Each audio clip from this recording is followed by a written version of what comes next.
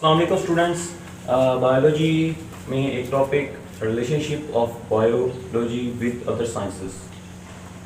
इसमें हम जो बायोलॉजी है उसका क्या रिलेशन है दूसरी साइंसेस के साथ, जैसे दूसरी साइंसेस हो गई जैसे फिज़िक्स, केमिस्ट्री और बायोजियोग्राफी। ये भी एक रिलेशनशिप है बिटवीन बायो एंड जियोग्राफी में। इसमें क्या होगा, जैसे कि आप एक एग्जांपल ले लें, जैसे कि हम पढ़ते हैं कि मूवमेंट ऑफ एनिमल्स, किसी भी एनिमल की जो हरकत है वो किस तरह से होती हैं। इसमें फिर बायोलॉजी भी इन्वॉल्व है और फिज़िक्स भी इन्वॉल्व होगी, क्योंकि फिज़िक्स कोई दूसरी साइंस है। तो बायोलॉजी और फिज़िक्स में जो ये रिलेशन है वो हम इसमें डिस्कस करेंगे। जैसे कि यहाँ पे मैं एग्जांपल लिखता हूँ, यानी कि जैसे मूवमेंट है, मूवमेंट ऑफ एनिमल। जो एनिमल हमारे पास एक जानदार है, तो इसका मतलब है ये बायोलॉजी है। तो उसके साथ जो उसकी मूवमेंट है वो किस तरह से हो रही है, ठीक है, वो हमें बताता है फिजिक्स। ठीक है, ये इसकी एक एग्जांपल होगी। उसके बाद हमारे पास स्टेप बाय स्टेप इनके रिलेशन है, biophysics, biochemistry, biogeometry, biogeography, bio economics. सबसे पहले बायोफिजिक्स है। इसमें टू वर्ड्स हैं, बायोलॉजी, फिजिक्स, फिजिक्स। बायोलॉजी भी ब्रांच है साइंस की, फिजिक्स भी ब्रांच है साइंस की। इसमें हम स्टडी करते हैं, study of principles of physics. जो भी फिजिक्स के लॉज हैं, प्रिंसिपल हैं, हम उसकी स्टडी करते हैं। विच एप्लीकेबल टू बायोलॉजिकल फिनोमेना, जो हमें बताते हैं कि बायोलॉजिकल फिनोमेना किस तरह से हुआ है, यानी कि कैसे हुआ है, ये बात है। इसमें एक हमारे पास एग्जांपल है, जैसे कि आप जो एक एनिमल है उसमें कोई मूवमेंट आ रही है, यानी कि इसमें ये वाली एग्जांपल इसमें फिट हो सकती है। जैसे कि एक एनिमल मूव कर रहा है और जो कि कोई एनिमल है उसकी क्या कंपोजिशन है वो हमें बताएगा बायोलॉजी। जो उसकी मूवमेंट हो रही है वो हमें बताएगा प्रिंसिपल्स ऑफ फिजिक्स। ओके, उसके बाद है बायोकेमिस्ट्री। इसमें हम study of chemistry of different compounds of process occur in living organism. इसका मतलब क्या है? इसका मतलब है जो कि एक लिविंग ऑर्गेनिज्म है वो डिफरेंट कंपाउंड्स के साथ मिलकर बने, और जो डिफरेंट कंपाउंड्स है वो हमें बताती है केमिस्ट्री। इसका मतलब बायोलॉजी और केमिस्ट्री में ये रिलेशनशिप हो सकता है। उसके बाद इसमें एक एग्जांपल है, जैसे कि हमारा जो मेटाबॉलिज्म है, उसमें मेटाबॉलिज्म जैसे कि हमारी जो खुराक किस तरह से हजम होती है वो भी हमें बायोकेमिस्ट्री का जो प्रोसेस है इस्तेमाल होता है उसमें। यानी जैसा कि एक और एग्जांपल है फोटोसिंथेसिस हमारे पास, उसमें भी केमिकल्स होते हैं, यानी कि केमिस्ट्री को शो करते हैं। उसके बाद जो प्लांट है जिसमें फोटोसिंथेसिस हो रही है वो है बायोलॉजी। ठीक है, बायोलॉजी वो प्लांट है, जानदार है। उसके बाद जो केमिस्ट्री है, यानी कि जो केमिकल्स फोटोसिंथेसिस में इन्वॉल्व हैं उनके दरमियान क्या रिलेशन है, वो है बायोकेमिस्ट्री, बायोसिंथेसिस। ठीक है, उसके बाद हमारा एक और रिलेशन वो है बायोमेट्री।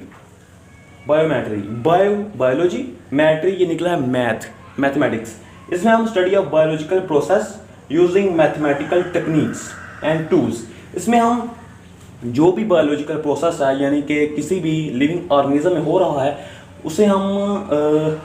उसे हम स्टडी करते हैं using mathematical techniques and tools. जैसे कि हमारे पास एक एग्जांपल है, कोई एक डाटा जो हमने इकट्ठा किया, जो भी डाटा हमने किसी लिविंग ऑर्गेनिज्म से हमने इकट्ठा किया वो हमने किस तरह से किया है, बाय मैथमेटिकल टूल्स।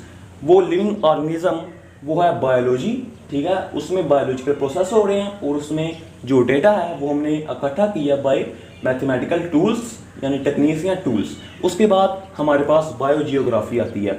इसमें है study of occurrence and distribution. Bio का मतलब बायोलॉजी, जियोग्राफी का मतलब अर्थ। ठीक है, बायोजियोग्राफी इसमें क्या है, study of occurrence and distribution of different species. इसमें एक वर्ड आ गया स्पीशीज। स्पीशी वो जानदार होती है, जैसे कि मैं आपको एक मिसाल देता हूँ, इंसान एक स्पीशी है, यानी कि एक कमरे में सारे इंसान हैं, इसका मतलब है ये स्पीशी है। और अगर ये एक स्पीशी है यानी कि यहाँ पर आया डिफरेंट स्पीशीज़, इंसान और बर्ड, ये एक डिफरेंट स्पीशी है। जैसे कि इंसान और गधा, ये दो डिफरेंट स्पीशीज़ हैं ऑफ लिविंग ऑर्गेनिज्म। जैसे कि गधे भी जानदार हैं और इंसान भी जानदार हैं, तो इन दोनों में जो भी अकरेंस, जो भी डिस्ट्रीब्यूशन है of living organism in different geographical regions of world, यानी कि जो भी उन लिविंग ऑर्गेनिज्म के जो भी स्पीशीज़ हैं वो हमें किसी ना यहाँ पर क्या अर्थ किसी ज़मीन में पाई जाती हैं, किसी भी दुनिया के किसी भी हिस्से में पाई जाती हैं, उसके अकरेंस और उसकी जो तकसीम है वो किस तरह से हुई है उसकी हम स्टडी करते हैं बस। उसके बाद हमारे पास बायो इकोनॉमिक्स, इसमें हम study of organism from economical point of view. यहाँ पे मैं व्यू लिखना भूल गया, व्यू यानी कि जो हमने स्टडी किया किसी भी ऑर्गेनिज्म को वो हमने इकोनॉमिकल पॉइंट ऑफ व्यू। इसका क्या मतलब है, यानी कि मैं आपको एक एग्जांपल देता हूँ, जैसे कि राइस या व्हीट यानी ये गंदम, जो चावल हैं, चावल एक जानदार प्लांट है, उसमें हम उसकी स्टडी करते हैं किसके ज़रिए, बायोलॉजी के ज़रिए।